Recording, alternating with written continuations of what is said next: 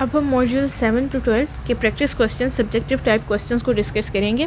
तो क्वेश्चन 1 में हमने कैलकुलेट करना है expected return of stock alpha Y using following data. एक स्टॉक है जिसका नाम है अल्फ़ा वाई, उसका हमें डेटा दिया हुआ है, हमने इस डेटा का यूज़ करते हुए एक्सपेक्टेड रिटर्न कैलकुलेट करना है। तो क्या डेटा दिया हुआ है? हमें एक्चुअल रिटर्न दिया हुआ है और प्रोबेबिलिटी ऑफ अक्यूरेंस दी हुई है कि ये हमारे पास कितनी प्रोबेबिलिटी है कि इतना हमें रिटर्न मिले। तो अब हम एक्सपेक्टेड रिटर्न को कैलकुलेट करते हैं। तो इसका सिंपल सा फॉर्मूला है आपके पास कि जो आपके पास एक्चुअल रिटर्न है उसको आपने मल्टीप्लाई कर देना है प्रोबेबिलिटी ऑफ अक्यूरेंस से, दिस। तो अगर आप देखें 12% की प्रोबेबिलिटी ऑफ अक्यूरेंस है हमारे पास 0.40। तो अभी हम अपने स्टेप्स लिख लेते हैं। तो फर्स्ट स्टेप आपका क्या है कि आपने एक्चुअल जो रिटर्न है उसको मल्टीप्लाई करना है आपकी जो प्रोबेबिलिटी ऑफ अक्यूरेंस है, इसे पी के लें। तो आर इंटू पी आपने करना है, आपका फर्स्ट स्टेप हो गया। तो यहाँ आपके पास कितने दिए हुए हैं? 1, 2 एंड 3 रिटर्न्स दिए हुए हैं आपके पास। इनको इनकी रिस्पेक्टिव प्रोबेबिलिटी से मल्टीप्लाई कर दें। तो 12% यानी कि 0.12 को आपने मल्टीप्लाई करना है ये 0.40 से, तो आपके पास ये 0.048 आ गया। इसी तरह 8% यानी कि 0.08 को आपने मल्टीप्लाई करना है इसकी प्रोबेबिलिटी से। देन -5 मतलब कि -0.05 इसको आपने मल्टीप्लाई करना है इस 0.25 से। तो इन तीनों के आपके पास return into actual return into probability आ गई। तो फर्स्ट स्टेप आपका कंप्लीट हो गया। अब आपने क्या कैलकुलेट करना था? आपने सिर्फ इतना करके छोड़ नहीं देना, आपने अपने क्वेश्चन में देखना है कि एक्सपेक्टेड रिटर्न आपने फाइंड करना था। तो एक्सपेक्टेड रिटर्न फाइंड करने के लिए आपने क्या करना है, ये जो सारे आपके पास आए हैं आर इंटू पी, इन सबको आपने ऐड कर देना है। तो सेकंड स्टेप है आपका कि इन्हें ऐड करते हैं। तो जो इनका सम आपके पास आ गया है, देखें वो आया है आपके पास 0.0635। इसको आप परसेंटेज में कन्वर्ट कर लें, आप मल्टीप्लाई कर देंगे इसको 100 से, तो ये आपके पास आ जाएगा 6.35%। Then we have question number 2। इसमें आपने वेरिएंस कैलकुलेट करनी है और आपने एक और चीज़ कैलकुलेट करनी है, स्टैंडर्ड डिविएशन। याद रखें हमारे पास जो वेरिएंस है और स्टैंडर्ड डिविएशन है ये रिलेटेड है। आपने एक चीज़ भी कैलकुलेट कर ली तो आप दूसरी कर सकते हैं।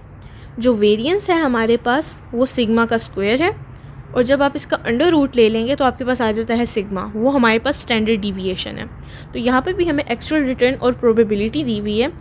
तो सबसे पहले आपने क्या कर लेना, सबसे पहले आपने वेरिएंस कैलकुलेट कर लेनी है। तो आप सिर्फ वेरिएंस का फॉर्मूला याद रखें, बिकॉज स्टैंडर्ड डिविएशन में तो देन आपने उसका स्क्वायर रूट ही लेना है बस।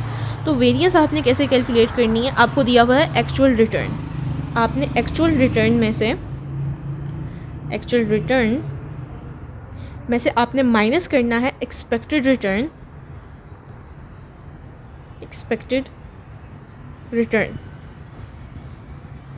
जो कि आपको यहाँ पर दिया हुआ है। एक्सपेक्टेड रिटर्न आपका कितना है? 8.4%। ठीक है, actual return minus expected return, इसका आपने इस पूरी चीज़ का एक्सप्रेशन का स्क्वायर ले लेना है, और देन आपने स्क्वायर को मल्टीप्लाई कर देना है जो आपको प्रोबेबिलिटी दी हुई है। ठीक है, तो मल्टीप्लाई बाय प्रोबेबिलिटी। तो फर्स्ट आप देखें एक्चुअल रिटर्न, इसको आपने मल्टीप्लाई किया किससे? अपने एक्सपेक्टेड रिटर्न से, यानी कि 8.4% से। 8.4% कितना होता है? 0.084। ठीक है, ये आप कैलकुलेटर से निकाल लेंगे। देन इसका स्क्वायर करके आपने इसमें मल्टीप्लाई कर दी जो प्रोबेबिलिटी दी हुई है, ये आपने तीनों के लिए कर लिया। देन आपने इनको ऐड कर लिया, तो ये आपके पास आ गई वेरिएंस। अब वेरिएंस तो आपके पास आ गई है। अब इस वेरिएंस का आप स्क्वायर रूट ले लेंगे 0.003324 का, तो आपके पास आपकी स्टैंडर्ड डिविएशन आ जाएगी। तो यहाँ पर देखें, यहाँ पर इन्होंने स्क्वायर रूट ही लिया हुआ, बिकॉज देखें स्क्वायर रूट इक्वल होता है जो एक्सप्रेशन इसके अंदर है, फॉर एग्जांपल x, तो इसकी पावर 1/2, और 1/2 इक्वल होता है 0.5 के, तो इन्होंने 0.5 पावर ली हुई है, तो सिंपली स्क्वायर रूट है ये। देन आपके पास इसका आंसर आ गया, इसको 100 से मल्टीप्लाई करेंगे तो आपके पास परसेंटेज आ गई। देन हम कैलकुलेट कर रहे हैं coefficient of variation for the given stocks. देखिए आपके पास 3 स्टॉक्स दिए हुए हैं और इनके एक्सपेक्टेड रिटर्न और स्टैंडर्ड डिविएशन दी हुई है। तो इसका क्या सोल्यूशन है? आपने इन तीनों के फाइंड करने हैं कोएफिशिएंट ऑफ वेरिएशन। तो कोएफिशिएंट ऑफ वेरिएशन स्टॉक ए का आपने स्टैंडर्ड डिविएशन को न्यूमरेटर में रखना है स्टैंडर्ड डिविएशन, इसको डिवाइड कर देना है आपके एक्सपेक्टेड रिटर्न से। तो ये याद रखें कि आपने न्यूमरेटर में क्या रखना है, स्टैंडर्ड डिविएशन को, देन एक्सपेक्टेड रिटर्न आपके डिनोमिनेटर में आ जाएगा। इसी तरह आपने इन तीनों के कैलकुलेट कर लेना है। This is very simple, this is just simple division. Okay, then question number 4, आपने रिस्क कैलकुलेट करना है एक पोर्टफोलियो का। उसमें 2 स्टॉक हैं और किसी इंसान का पोर्टफोलियो है, किसी कंपनी का कह लें, ठीक है, किसी इन्वेस्टर का, सॉरी। तो उसके पास 2 स्टॉक्स हैं, stock A and stock B, और आपको ये इन्फॉर्मेशन दी हुई है उनका expected return, proportion of investment के स्टॉक ए में कितना इन्वेस्ट किया हुआ है, स्टॉक बी में कितना इन्वेस्ट किया हुआ है, और स्टैंडर्ड डिविएशन दोनों की दी हुई है। तो आपने रिस्क कैलकुलेट करना है। ओके, और आपको कोरिलेशन कोफिशिएंट भी दिया हुआ है कि ए और बी का आपस में कितना कोरिलेशन का कोफिशिएंट कितना है, ये with respect to each other change कैसे होते हैं। सो पोर्टफोलियो रिस्क जो है हमारे पास, इसका फॉर्मूला हम पढ़ चुके हुए हैं। देखें, स्टैंडर्ड डिविएशन ये हमारे पास सिग्मा ए का स्क्वायर। देखें, सिग्मा ए का स्क्वायर क्या होता है आपको पता है, ये तो हमारे पास वेरिएंस होती है, और अभी बताया वेरिएंस का स्क्वायर रूट हमारे पास क्या होता है, स्टैंडर्ड डिविएशन। तो स्टॉक ए की स्टैंडर्ड डिविएशन, देन हमारे पास स्टॉक ए के रिटर्न का स्क्वायर, ठीक है, रिटर्न का स्क्वायर, स्टॉक ए के रिटर्न का स्क्वायर। इसी तरह स्टैंडर्ड डिविएशन स्टॉक बी की, देन स्टॉक बी के रिटर्न का square, then +2 into stock A की स्टैंडर्ड वेरिएशन, स्टॉक बी की स्टैंडर्ड वेरिएशन। देन ये जो हमारे पास कोरिलेशन कोफिशिएंट है ना, इसको रो से रिप्रेजेंट करते हैं। तो रो यानी कि इन दोनों का कोरिलेशन कोफिशिएंट, देन हमारे पास दोनों का रिटर्न एक बार मल्टीप्लाई कर देना है। ओके, एक बार दोनों का रिटर्न मल्टीप्लाई कर देना है। पहले रिटर्न का स्क्वायर था, अब हमारे पास रिटर्न है। ओके, तो इस तरह आपने इसको कैलकुलेट कर लेना है। इस फॉर्मूला से आपके पास पोर्टफोलियो रिस्क आ जाएगा। Okay, then question number 5, expected return एक स्टॉक का क्या होगा। एक्सपेक्टेड रिटर्न कैलकुलेट करना है। कंपनी का स्टॉक बेटा जो है वो 0.80 है, मार्केट रेट ऑफ रिटर्न क्या है 18%, risk free rate of return 15%। Risk free rate of return को आप RF कह लें, ये 15% है। मार्केट रेट ऑफ रिटर्न को आप RM कह लें, ये 18% है। बेटा हमारे पास 0.80 है, एक्सपेक्टेड रिटर्न हमें चाहिए। इसका फॉर्मूला क्या है, दिस इज़ वेरी इंपॉर्टेंट, और ये आई थिंक आपको शॉर्ट और लॉन्ग दोनों में आ सकता है। तो एक्सपेक्टेड रिटर्न का यही फॉर्मूला है, एक्सपेक्टेड रिटर्न, ठीक है, इसका यही फॉर्मूला है कि सबसे पहले तो risk free rate of return, कि कोई भी रिस्क ना हो, ये इतना रिटर्न आपको मिलेगा, ठीक है, प्लस RM माइनस RF। ये क्या चीज़ है, हम मार्केट रिस्क में से रिस्क फ्री रेट को माइनस कर रहे हैं, इसको हम बोलते हैं रिस्क प्रीमियम। तो आपको ये भी क्वेश्चन आ सकता है शॉर्ट में कि रिस्क प्रीमियम को कैलकुलेट करें, तो आपने क्या करना है, RM माइनस RF, देन इसको आपने मल्टीप्लाई कर देना है बेटा से। तो ये चीज़ हमारे पास क्या है, ये रिस्क प्रीमियम है। तो इस तरह आपके पास एक्सपेक्टेड रिटर्न आ जाएगा। Then question number 6, sell price दी हुई है हमें एक प्रोडक्ट की कि इतने पर ये सेल हो रहा है, ₹40 पर यूनिट, एक यूनिट हमारे पास ₹40 का है। तो सेल प्राइस कह लें ₹40।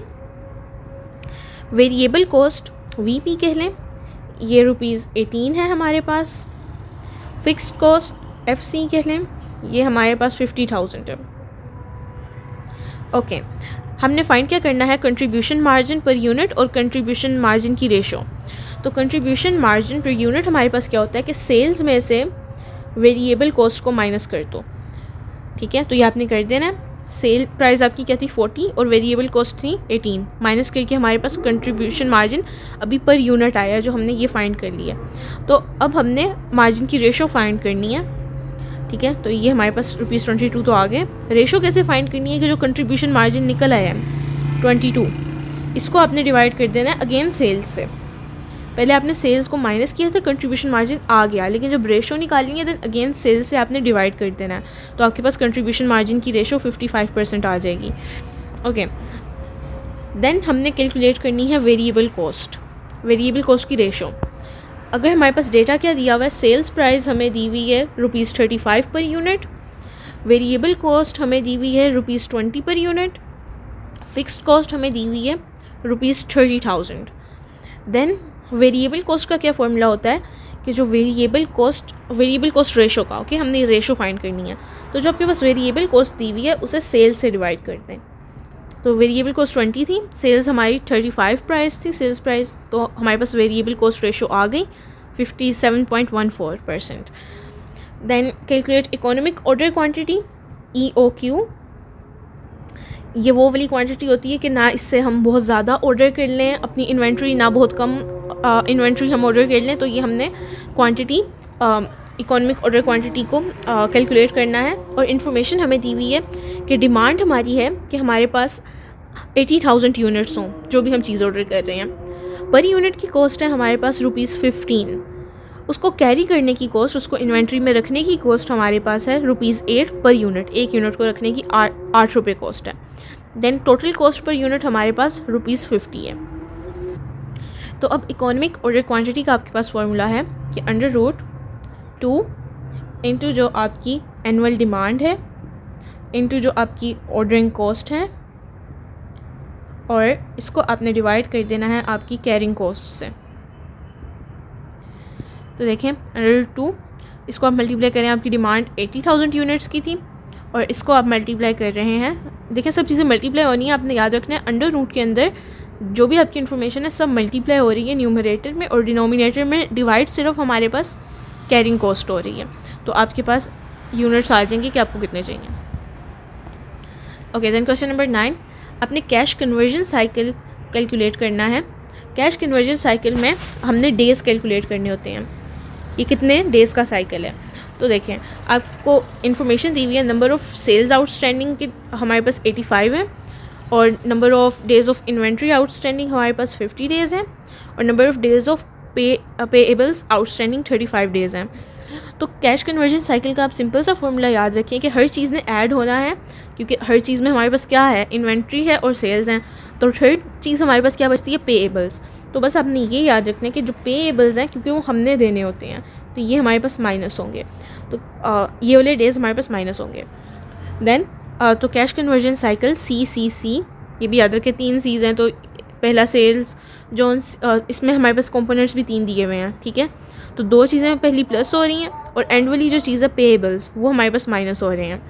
तो दोनों को प्लस करके सेल के डेज़ को और इन्वेंट्री के डेज़ को प्लस करके उनमें से पेएबल के डेज़ को माइनस करके टोटल जो आपके पास आंसर आएगा 100 डेज़, यही आपका कैश कन्वर्जन साइकिल का अरसा है। देन क्वेश्चन नंबर 10, आपने NPV कैलकुलेट करना है। ओके, NPV हमारे पास नेट प्रेजेंट वैल्यू है और 2 प्रोजेक्ट्स हमें दिए हुए हैं A और B, और आपने गिवन इन्फॉर्मेशन का यूज़ करते हुए बताना कि कौन सा प्रोजेक्ट हमें सिलेक्ट करना चाहिए, और रिक्वायर्ड रेट ऑफ रिटर्न हमें दिया हुआ है 15%। तो प्रोजेक्ट A जो है हमारे पास, उसमें हमारे पास कैश आउटफ्लो हो रहा है पहले साल में 200,000 का, यानी कि इतने पैसे हम इसमें इन्वेस्ट कर रहे हैं। प्रोजेक्ट B में भी हम 200,000 को इन्वेस्ट कर रहे हैं, तो ये कैश आउटफ्लो है। फर्स्ट ईयर में हमारे पास प्रोजेक्ट A हमें 80,000 का रिटर्न दे रहा है, ठीक है, और प्रोजेक्ट B हमें 50,000 का रिटर्न दे रहा है। देन सेकेंड ईयर में ये 75,000 और ये 85,000। देन थर्ड ईयर में ये हमें दे रहा है 120,000 और ये 90,000। तो आपने नेट प्रेजेंट वैल्यू कैलकुलेट पहले कर लेनी है प्रोजेक्ट A की, देन आपने प्रोजेक्ट B की कर लेनी है। नेट प्रेजेंट वैल्यू आपने कैसे कैलकुलेट करनी है, बेसिकली आपने बस प्रेजेंट वैल्यू ही निकालनी है और देन इन सब की ईयर्स की प्रेजेंट वैल्यू को आपने ऐड कर लेना है। तो ये तो हमारा आउटफ्लो था ना, इसको छोड़ दें। जो इनफ्लोज हुए हैं उनको आपने उनकी प्रेजेंट वैल्यू निकाल लेनी है। तो प्रेजेंट वैल्यू का फॉर्मूला आपके पास क्या होता है कि देखें, प्रेजेंट वैल्यू का फॉर्मूला होता है कि जो फ्यूचर वैल्यू है आपको दी हुई उसको आप डिवाइड कर रहे हैं 1 प्लस जो आपका रेट ऑफ रिटर्न है और रेस टू पावर जो आपका ईयर चल रहा है n। तो इसी तरह आपने कर लिया, रेट ऑफ रिटर्न आपके पास क्या था 15% था, यानी कि 0.15। 1 प्लस 0.15 आपके पास होता है 1.15, ठीक है। तो ये 1.15 यहाँ पर देखें डिनोमिनेटर में 1.15 आ जाएगा। फर्स्ट ईयर में पावर इसकी हो जाएगी 1, सेकेंड ईयर में इसकी 2 पावर हो जाएगी, इसी तरह आपकी पावर थर्ड ईयर में इसकी 3 पावर हो जाएगी। तो इन सब की प्रेजेंट वैल्यू जैसे आपने निकाल ली, देन इनका सम कर लिया, ठीक है। तो ये आपके पास आ गई इनकी सम ऑफ प्रेजेंट वैल्यू। अब NPV कैसे निकालते हैं, इनिशियल इन्वेस्टमेंट जौन सी थी उसमें ऐड कर लेते हैं अपनी present value of cash flows. तो इनिशियल इन्वेस्टमेंट कितनी थी, 200,000 थी। 200,000 में से आपने माइनस कर लिया ये जो आपके पास अमाउंट आई, ठीक है, आई एम सॉरी, ऐड कर लिया, ठीक है, ये अमाउंट ऐड करनी है। और देखिए यहाँ पर ब्रैकेट्स लगी हुई है, मैंने आपको बताया ये कैश आउटफ्लो को रिप्रेजेंट कर रहा है, तो ये तो एक नेगेटिव वैल्यू है। तो नेगेटिव वैल्यू में पॉजिटिव वैल्यू को ऐड करेंगे तो हमारे पास माइनस ही होगा ना। तो यानी कि देखें नेगेटिव 200,000 और प्लस जो हमारे पास ये वैल्यू आई, तो नेट प्रेजेंट वैल्यू हमारे पास कितनी आ गई, 5,178। अब हम प्रोजेक्ट बी की निकालते हैं। सेम हमने प्रेजेंट वैल्यूज़ निकाली इंडिविजुअली, देन इनको ऐड कर लिया, इनका सम कर लिया। ये सब क्वेश्चंस आप करके देखिएगा, then they will be more clear to you.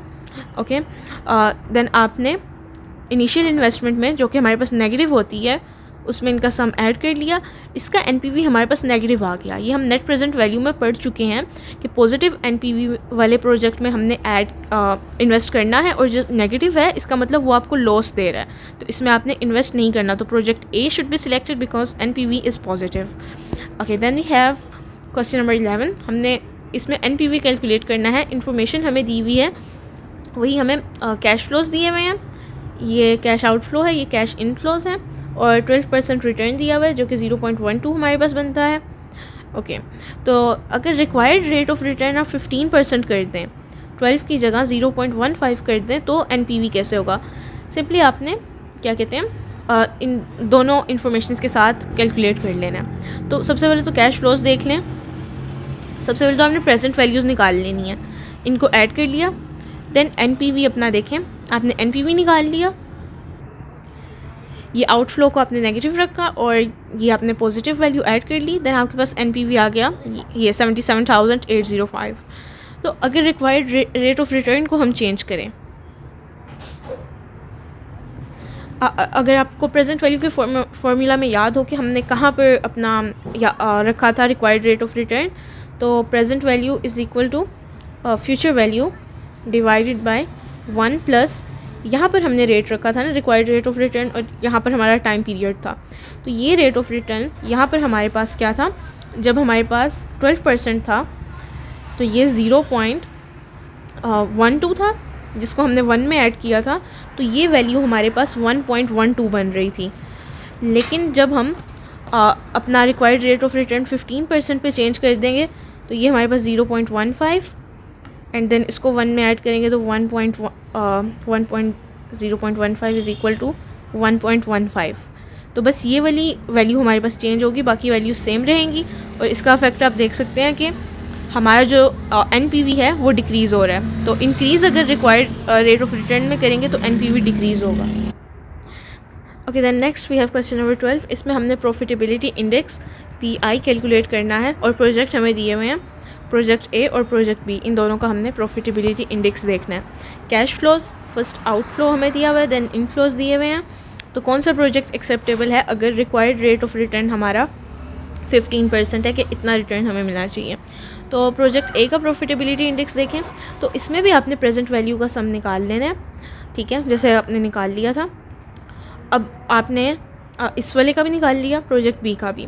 अब आप नेट प्रेजेंट वैल्यू में क्या करते थे, नेट प्रेजेंट वैल्यू में जो आपका आउटफ्लो होता था, ठीक है, उसमें से आप कैश आउटफ्लो में से कैश आउटफ्लो को माइनस नेगेटिव रखते थे, और जो बाकी प्रेजेंट वैल्यूज़ का सम आता था उसे ऐड कर लेते थे। तो ये बेसिकली हमारे पास ऐड हो रहे होते थे दोनों चीज़ें।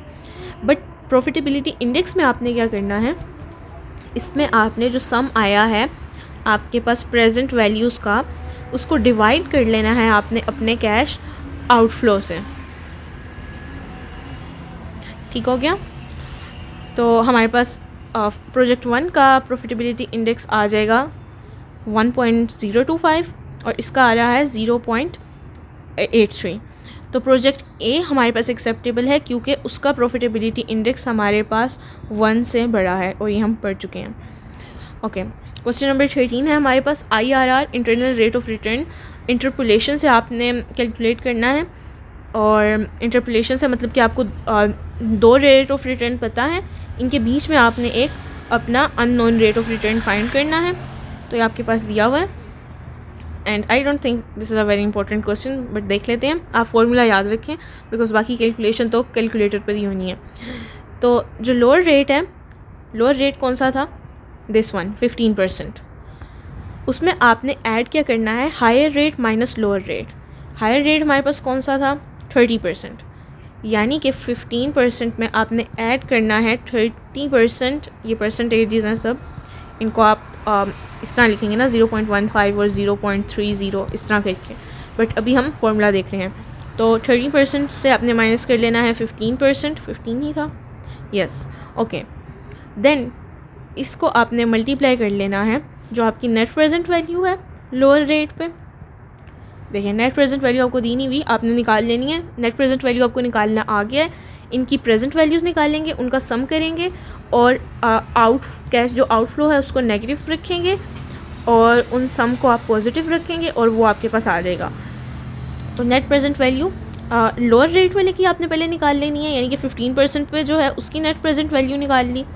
देन ठीक है, नेट प्रेजेंट वैल्यू जो कि आपकी 15% पे होगी वो निकाल ली, उसको आपने डिवाइड कर देना है difference between sums of both present values. अब देखिए आपने सिर्फ लोअर रेट वाले की नेट प्रेजेंट वैल्यू निकाली है, हायर रेट वाले की नहीं निकाली, 30% वाले की नहीं निकालनी। Then difference between sums of both present value, ये आपके पास क्या है, मतलब कि जब 30% पे आपके पास कुछ नेट प्रेजेंट वैल्यू आई होगी, नेट प्रेजेंट वैल्यू नहीं प्रेजेंट वैल्यूज़ आई होंगी, ठीक है, इन सब का आपने सम कर लेना है, समेशन ऑफ प्रेजेंट वैल्यू 30% पर। फिर आपने 15% पर भी कर लिया होगा प्रेजेंट वैल्यूज़ का सम। इन दोनों के डिफरेंस को आपने यहाँ पर डिवाइड करना है, ठीक है। इन दोनों का डिफरेंस आपके पास क्या होगा, like difference of sum of present value at 30% minus sum of present values at हमारे पास 15%। तो ये आपने देख लेना। तो देखिए ये किया हुआ 15% plus 30 minus 15, okay, multiplied by ये आपने निकाली net present value at a lower rate यानी कि 15% पे। देन उसके आपने डिवाइड कर दिया सम ऑफ प्रेजेंट वैल्यूज़ जो कि आपके पास 30% पर आई थी, उसमें से माइनस किया आपने जो सम ऑफ प्रेजेंट वैल्यू आपके पास 15% पे आई थी, तो इनको आपने इनके डिफरेंस को यहाँ डिवाइड कर दिया, तो आपके पास IRR एग्जैक्ट आ जाएगा। देन सपोज़ करें एक कंपनी फेस कर रही है capital rationing issues and the available budget, जो उनके पास बजट है प्रोजेक्ट के लिए वो 100,000 रुपीज़ है, और आपके पास एक प्रोजेक्ट्स की लिस्ट दी हुई है और आपने बताना है कौन सा कम्बिनेशन आपको हाईएस्ट नेट प्रेजेंट वैल्यू देगा। तो project A, B, C, D और E दिया हुआ है, इनका IRR भी दिया हुआ है और NPV भी दिया हुआ है, बट आपने NPV पर अपने आंसर को बेस्ड करना है। तो बजट आपके पास 100,000 है, पॉसिबल कॉम्बिनेशन कौन से हो सकते हैं, तो पॉसिबल कॉम्बिनेशन वो होते हैं जिनका सम हमारे पास 100,000 हो। तो देखें जिस तरह कि प्रोजेक्ट A 50,000 था, प्रोजेक्ट B 35,000, प्रोजेक्ट E 15,000, तो इन सबको मिला के 100,000 होता है। तो ये हमारे पास एक पॉसिबल कॉम्बिनेशन है। दूसरा A, C और D का सम हमारे पास 100,000 है, this is a second possible. और कॉम्बिनेशन 3 हमारे पास B, C, D और E का है, इनका भी क्योंकि टोटल सम हमारे पास 100,000 हो रहा है। तो इनका आपने IRR भी लिखा हुआ हमें दिया हुआ है और NPV भी लिखा हुआ दिया हुआ है। तो NPV पर हम आंसर बेस करें हैं, तो इन तीनों प्रोजेक्ट्स का NPV आपने ऐड कर लिया, 66,000 आ गया। यहाँ पर हमारे पास 63,000 आ गया इनका और इनका 53,000। तो जिसका NPV सबसे ज़्यादा है, हाईएस्ट NPV है, वही हमारे अवेलेबल बजट में हमारे लिए सबसे अच्छा प्रोजेक्ट है, बिकॉज़ वो हमें सबसे ज़्यादा डॉलर अमाउंट दे रहा है, यहाँ पर रुपीज़ में अमाउंट दे रहा है। आगे हमने वैक कैलकुलेट करना है, weighted average cost of capital. This is important question I think. और देखें इसमें आपको इन्फॉर्मेशन क्या दी हुई है, सबसे पहले टैक्स रेट देख लें, ये 35% दिया हुआ है। देन आपके पास कॉमन शेयर्स जो हैं उनमें आपने इन्वेस्टमेंट 500,000 की हुई है और कॉस्ट उनकी 25% है। प्रेफर्ड शेयर में 300,000, कॉस्ट उनकी 19%। बॉन्ड्स में 200,000, कॉस्ट उनकी 16%। जो वैक है आपके पास, उसका फॉर्मूला है आपके पास कि जो कॉस्ट ऑफ इक्विटी है, ठीक है, कॉस्ट ऑफ इक्विटी को मल्टीप्लाई करना है आपने परसेंटेज ऑफ इक्विटी से, यानी कि इन दोनों चीज़ों को आपस में मल्टीप्लाई कर देना है, ठीक है। प्लस आपने करना है ऐड इसमें cost of preferred share into percentage of preferred shares, यानी कि इन दोनों चीज़ों को भी आपस में मल्टीप्लाई कर लेना है। देन प्लस आपने करना है cost of debt into percentage of debt, यानी कि इन दोनों चीज़ों को भी मल्टीप्लाई कर लेना है। देन इसमें आपने एक और चीज़ मल्टीप्लाई करनी है, वो क्या करनी है, ये आपको ये इन्फॉर्मेशन जो दी हुई थी टैक्स की, तो 1 माइनस टैक्स रेट को, जो आपके पास टैक्स रेट दिया हुआ है उसको भी मल्टीप्लाई कर लेना है। इधर सब कुछ मल्टीप्लाई हो रहा है, कुछ भी डिवाइड नहीं हो रहा, ठीक है। तो आपने कॉस्ट ऑफ इक्विटी को मल्टीप्लाई करना है परसेंटेज ऑफ इक्विटी से, प्रेफर्ड शेयर्स को प्रेफर्ड शेयर्स की परसेंटेज से, और डेट को आपने परसेंटेज ऑफ डेट जो आपको दी हुई है उसकी कॉस्ट दी हुई है, परसेंटेज कॉस्ट, उससे करना है, और इन सबको मल्टीप्लाई करना है 1 माइनस टैक्स से। तो आपके पास वैक आ जाएगा कि आपको आंसर दिया हुआ है। Then question number 16, preferred share की आपने कॉस्ट कैलकुलेट करनी है। मार्केट प्राइस है आपके पास शेयर की ₹30 और कंपनी डिविडेंड दे चुकी है ₹5 का। तो कॉस्ट ऑफ प्रेफर्ड शेयर आपके पास क्या होती है, दिस इज सिंपली आपके पास dividend multiplied by dividend divided by market price. तो डिविडेंड को आपने न्यूमरेटर में रखना है और डिनोमिनेटर में आपने मार्केट प्राइस को रखना है। This is a very easy question. Okay, then हमने कॉस्ट ऑफ कॉमन शेयर को कैलकुलेट करना है। ओके, कंपनी हमें डिविडेंड दे रही है ₹2 का पर शेयर। ग्रोथ रेट है हमारे पास जी, जिसे आप कह लें जी, हमारे पास 10% है, और डिविडेंड हमारे पास ₹2 है, और इसके अलावा मार्केट प्राइस शेयर की हमारे पास ₹20 है, और रिक्वायर्ड रेट ऑफ रिटर्न जो है हमारे पास वो 15% है। तो कॉस्ट ऑफ कॉमन शेयर्स आपने कैसे निकालनी है, जो डिविडेंड आपको दिया गया है डिविडेंड 1, ठीक है, क्योंकि देखें अब डिविडेंड 1 और 2 या फिर इस तरह ये बात कहाँ से आ गई, अभी तो हम डिविडेंड की बात कर रहे थे खाली, बिकॉज यहाँ पर देखें ग्रोथ रेट है। ग्रोथ रेट से मतलब है कि पहले साल में डिविडेंड कुछ और था, ईयर 0 में, ईयर 1 में कुछ और था। तो कॉस्ट ऑफ कॉमन शेयर में आपने जो कॉस्ट निकालनी है कॉमन शेयर की, उसमें आपको डिविडेंड 1 चाहिए, ठीक है, डिविडेंड 1 डिवाइडेड बाय जो आपके पास प्राइस है प्लस ग्रोथ रेट। तो ये देखें, तो डिविडेंड 1 आपने अब कैसे निकालना है। डिविडेंड 1 का हमारे पास फॉर्मूला होता है कि देखें, it is here, dividend 1 is equal to dividend of year 0, जो 0 डिविडेंड है आपके पास, उसमें आपने मल्टीप्लाई कर देना है 1 प्लस ग्रोथ रेट। तो डिविडेंड 0 आपको पता है क्या था हमारे पास, ये 0 था असल में 2, तो 2 को आपने मल्टीप्लाई कर देना है 1 प्लस ग्रोथ रेट आपका कितना था, आपका ग्रोथ रेट था 0.1%, वेट, यस 0.1 था। तो 2 को यानी कि आप मल्टीप्लाई कर रहे हैं 1.10 से, तो आपके पास ये आपका डिविडेंड 1 आ गया। तो कॉस्ट ऑफ कॉमन शेयर अब आप निकाल सकते हैं क्योंकि आपको डिविडेंड 1 मिल गया है। तो डिविडेंड 1 डिवाइडेड बाय आपने कर लेना है जो आपकी प्राइस थी, प्राइस आपकी कितनी थी ₹20, तो 20 में आपने प्लस कर लिया अपना ग्रोथ रेट जो कि आपके पास 10% था। तो यहाँ पर देखें 20 प्लस 0.10, तो ये आपके पास कॉमन शेयर की कॉस्ट आ जाएगी। Then we have question number 18, cost of perpetual bond क्या होगी। उसकी फेस वैल्यू है हमारे पास ₹1000 और बॉन्ड आपको पे कर रहा है 15% interest rate annually. Required rate of return है आपके पास 18% और बॉन्ड जो है करेंटली बिक रहा है आपका ₹980 पर। तो कॉस्ट ऑफ परपेचुअल बॉन्ड का फॉर्मूला है हमारे पास इंटरेस्ट को आप डिवाइड कर दें मार्केट प्राइस से।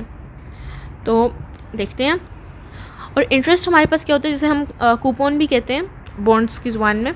तो इंटरेस्ट आपके पास देखें आपने कैसे निकाल लेना है, जो आपकी प्राइस थी फेस वैल्यू, ठीक है, देखें इंटरेस्ट का हम लिख लेते हैं फेस वैल्यू मल्टीप्लाई बाय जो आपका रेट ऑफ रिटर्न था, वो था आपके पास 15% मतलब कि 0.15। तो इससे आपने मल्टीप्लाई किया तो आपको इंटरेस्ट मिल गया। तो अब कॉस्ट ऑफ परपेचुअल बॉन्ड्स आप निकाल सकते हैं, जो बॉन्ड की आपके पास प्राइस है, कॉस्ट है। तो आपने क्या करना है, जो 150 इंटरेस्ट आ गया है, वेट 150 को आपने फिर डिवाइड कर देना है जो उसकी करंट आपके पास ये थी, करंटली जो जिस प्राइस पर वो बिक रहा था। Okay, then we have question number 19, इसमें आपने यील्ड टू मैच्योरिटी कैलकुलेट करनी है। और गिवन इन्फॉर्मेशन आपके पास ये है फेस वैल्यू दी हुई है 10 ईयर बॉन्ड की ₹1000, कूपन यानी कि उसका इंटरेस्ट हमारे पास ₹100, मार्केट प्राइस है उस बॉन्ड की ये, और रिक्वायर्ड रेट ऑफ रिटर्न है 15%। तो यील्ड टू मैच्योरिटी का फॉर्मूला है कि कूपन यानी कि जो इंटरेस्ट रेट है प्लस उसमें ऐड करना है face value minus market price divided by जो आपका टाइम पीरियड है। फॉर एग्जांपल ये यहाँ पर 10 ईयर है ना, तो 10 से, और इस पूरी चीज़ को फिर आपने डिवाइड कर देना है face value plus market price divide by 2। इसको ज़रा हम ऐसे लिख के देख लेते हैं कि जो आपके पास कूपन है उसमें आपने प्लस करना है ये वाला एक्सप्रेशन कि face value minus market price, ठीक है, और ये आपके पास डिवाइड हो रहा है टी से। देन इस पूरे एक्सप्रेशन को आप डिवाइड कर रहे हैं face value plus market price, और इसको आप डिवाइड कर रहे हैं 2 से।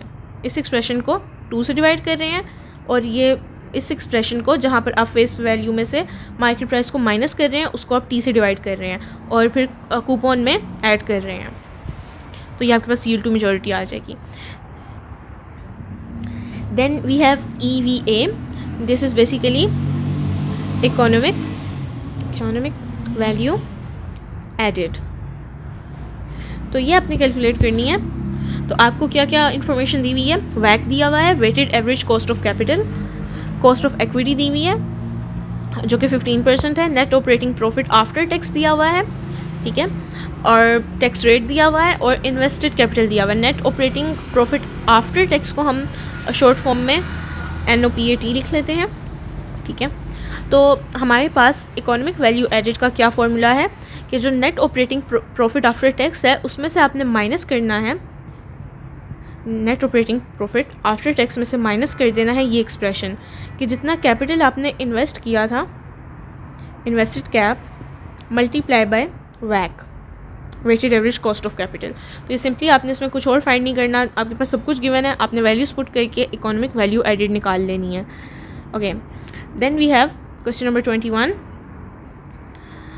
यहाँ पर आपको प्रॉफिट इक्वेशन यूज़ करनी है कैलकुलेट करने के लिए ब्रेक इवन यूनिट्स, ऐसे यूनिट्स जहाँ पर ना हमें प्रॉफिट होगा ना हमें लॉस होगा।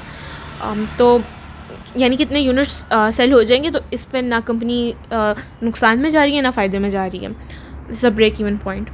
अच्छा, पर यूनिट सेल प्राइस हमारे पास ₹30 है, पर यूनिट वेरिएबल कॉस्ट हमारे पास ₹15 है, फिक्स्ड कॉस्ट हमारे पास ₹90,000 है। तो सोल्यूशन क्या है, ये आपने प्रॉफिट इक्वेशन याद रखनी है। प्रॉफिट इक्वेशन है आपके पास, जो सेलिंग प्राइस है उसको मल्टीप्लाई करना है क्वांटिटी से, इसमें से आपने माइनस करना है जौन सी पर यूनिट वेरिएबल कॉस्ट है, पर यूनिट वेरिएबल कॉस्ट देखें ये दी हुई है, पर यूनिट वेरिएबल कॉस्ट, ठीक है, इसको भी मल्टीप्लाई करना है क्वांटिटी से, ये हमारे पास हो रहा है माइनस। देन इन सब में से आपने माइनस कर देना है फिक्स्ड कॉस्ट को। तो देखिए दोनों चीज़ें माइनस हो रही हैं, बस ऐड हमारे पास क्या हो रहा है, सेलिंग प्राइस इनटू क्वांटिटी, और देन ये भी माइनस हो रहा है, इसमें भी हमारे पास क्वांटिटी मल्टीप्लाई हो रही है। देन हमारे पास फिक्स्ड कॉस्ट जो है वो अकेली है, तो ये आपके पास फिर क्वांटिटी आ जाएगी। Then we have question number 22। अगर एक कंपनी जो है वो प्रॉफिट कमाना चाहती है कितने का, ₹500,000 का, तो उसको कितने यूनिट्स कंपनी को प्रोड्यूस करने पड़ेंगे, इन्फॉर्मेशन हमें दी हुई है। पर यूनिट सेल्स प्राइस जो है हमारे पास वो ₹25 है, सो सिंपली सेल प्राइस कह लें, यानी कि sale price per unit. Okay, then we have per unit variable cost, then we have fixed cost. तो इसमें भी हम अपनी प्रॉफिट इक्वेशन को ही यूज़ करेंगे, इसलिए मैंने आपको कहा प्रॉफिट इक्वेशन को याद रखें। P is equal to selling price into quantity minus per unit variable cost into quantity minus FC। तो अब आप कहेंगे यहाँ पर हम क्यों प्रॉफिट इक्वेशन को यूज़ करें, प्रॉफिट थोड़ी हमने निकालना है, तो प्रॉफिट हमें दिया हुआ है, हमने निकालना है ये Q, ठीक है। तो प्रॉफिट हमें दिया हुआ है, इक्वेशन में पुट कर लें, देन हम Q को सेपरेट कर लेंगे, बाकी सब कुछ हमारे पास गिवन है। तो यहाँ पर देखें 15Q, जब आप देखें ये 500,000 आपके पास आया, ठीक है, और 25Q माइनस 10Q माइनस आपके पास 60,000, तो ये 60,000 नेगेटिव है, या वहाँ जाके पॉजिटिव हो जाएगा, यानी कि ये हमारे पास 560,000 हो जाएगा। तो ये हमारे पास यहाँ पर देखें Q वाले टर्म्स जो से हैं उनको आप सिंप्लीफाई कर लें, 25 माइनस 10 15 आपके पास क्वांटिटी आ जाएगी, 15Q देन ये 15 भी वहाँ जाके उस साइड पर आपके पास डिवाइड हो जाएगा, तो आपके पास टोटल क्वांटिटी आ जाएगी। ओके, देन क्वेश्चन नंबर 23, आपको डिग्री ऑफ ऑपरेटिंग लेवरेज निकालनी है। I think this is also important, DOL। तो आपके पास earnings before interest and tax, यानी कि इंटरेस्ट और टैक्स पे करने से पहले की अर्निंग्स, इसको सिंपली आप EBIT कह लें। EBIT आपको दिया हुआ है ₹200,000, फिक्स्ड कॉस्ट दी हुई है और टैक्स रेट दिया हुआ है और नेट प्रॉफिट भी दिया हुआ है। तो डिग्री ऑफ ऑपरेटिंग लिवरेज का आपके पास क्या है formula? Degree of operating leverage is equal to EBIT, अगर आपको EBIT दिया हुआ है, EBIT प्लस फिक्स्ड कॉस्ट, जो आपको फिक्स्ड कॉस्ट दी हुई है, then again divided by EBIT। यानी कि पहले तो आपने EBIT और फिक्स्ड कॉस्ट को ऐड कर लिया, देन आपने डिवाइड कर लिया अगेन EBIT से। So this is it. Then question number 24 देखते हैं।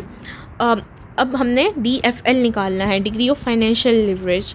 अगर आपके पास EBIT फर्स्ट ईयर में दिया हुआ है, देन आपके पास अर्निंग पर शेयर दी हुई है फर्स्ट ईयर में, देन EBIT सेकेंड ईयर का दिया हुआ है, देन अर्निंग पर शेयर दी हुई है सेकेंड ईयर की, और देन आपको फिक्स्ड कॉस्ट दी हुई है। तो ऐसी सूरत में हमारे पास डिग्री ऑफ फाइनेंशियल लिवरेज का फॉर्मूला है कि परसेंटेज चेंज इन EPS, यानी कि जो परसेंटेज चेंज आपके पास आ रहा है अर्निंग पर शेयर में, कि आप एक शेयर के पीछे कितना कमा रहे हैं, उसको डिवाइड कर देना है परसेंटेज चेंज इन EBIT से। EBIT हमारे पास क्या है? अर्निंग्स बिफोर इंटरेस्ट और टैक्स, जो आपकी अर्निंग्स है। तो ये आपने कर लेना है। तो परसेंटेज चेंज इन EPS पहले आपने निकाल लेना है। अब आप कहेंगे हम परसेंटेज चेंज कैसे निकालें, वो तो हमें दिया नहीं हुआ। तो ऐसे निकालना है कि जो देखें फर्स्ट ईयर में आपके पास सेकेंड ईयर में EPS जितना था ना, उसमें से आपने माइनस कर लेना है जो फर्स्ट ईयर में आपके पास EPS था, ओके, और देन इसको डिवाइड कर लेना है फर्स्ट ईयर वाले ही EPS से दोबारा। तो ये परसेंटेज चेंज इन EPS आ जाएगा। परसेंटेज चेंज इन EBIT भी आपने ऐसे ही निकालना है। कैसे निकालना है कि देखें फर्स्ट ईयर में कितना EBIT दिया हुआ था? 450,000, ओके, और यहाँ पर हमें दिया हुआ था यहाँ पे सेकेंड ईयर में दिया हुआ था 680,000, ओके।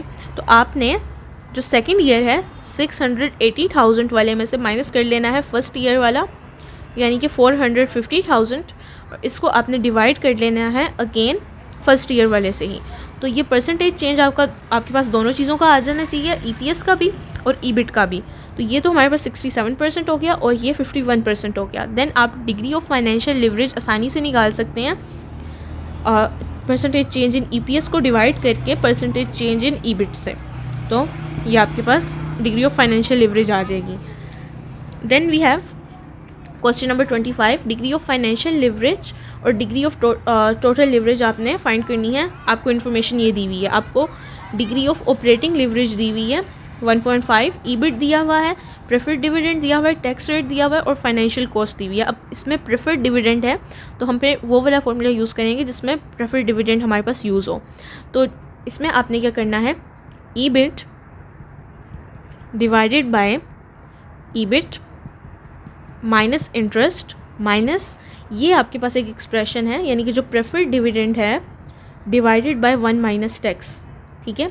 ये जो एक्सप्रेशन है इसको भी आपने यहाँ डिनोमिनेटर में माइनस करना है, ठीक है, 1 माइनस टी, इसको भी आपने माइनस करना है।